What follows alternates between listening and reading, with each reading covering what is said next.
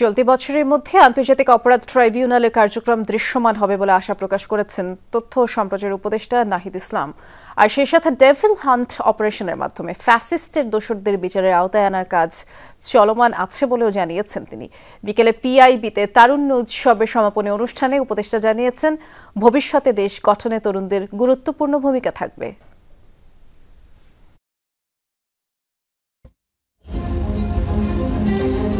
তারুণ্যের শক্তিকে ধারণ এবং উদযাপনে দেশ জুড়ে পালিত হলো তারুণ্যের উৎসব 2025।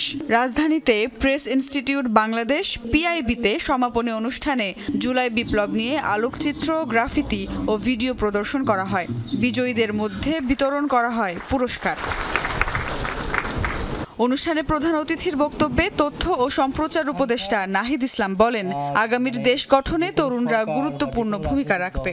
সে লক্ষ্যে রাজনীতি সহ অন্যান্য ক্ষেত্রে তারুণ্যের শক্তিকে ইতিবাচকভাবে ধারণ করার আহ্বান জানান তিনি। বাংলাদেশের কোন দিকে যাবে সেখানে অবশ্যই তরুণরা একটা গুরুত্বপূর্ণ ফ্যাক্টর। ফলে এই তরুণদের আকাঙ্ক্ষা মানে যে কোনো সরকার বা যে কোনো রাজনৈতিক দল যারাই এই আকাঙ্ক্ষাকে ধারণ করতে পারবে তারাই আসলে সফলতা পাবে বলে আমি মনে করি। তিনি বলেন, যারা জনগণের বিরুদ্ধে কাজ করেছে, ভোটাধিকার হরণ করেছে, তাদেরকে বিচারের আওতায় আনা হচ্ছে।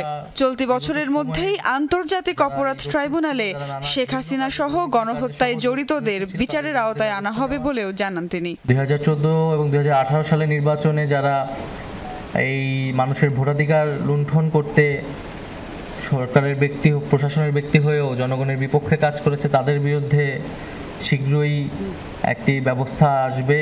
আমরা আশা করতেছি যে এই যে আমাদের ট্রাইব্যুনাল, সেই ট্রাইব্যুনালের যে বিচার কার্যক্রম আমরা এই বছরের মধ্যেই বিচার কার্যক্রম দৃশ্যমান দেখতে পাবো এবং শেখ হাসিনা সহ যারা প্রধানতম আসামি তাদেরকে আমরা বিচারের আওতায় আনতে পারবো।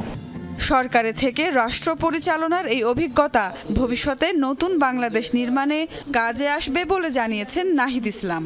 আমরা এতদিন রাষ্ট্র সরকার এই বিষয়গুলোকে বাইরে থেকে দেখেছি, এখন আমাদের ভিতর থেকে দেখার একটা অভিজ্ঞতা হয়েছে। ফলে এই অভিজ্ঞতা আমাদেরকে অনেক বেশি কাজে লাগবে। সুমাইয়া ঐশী, যমুনা নিউজ, ঢাকা।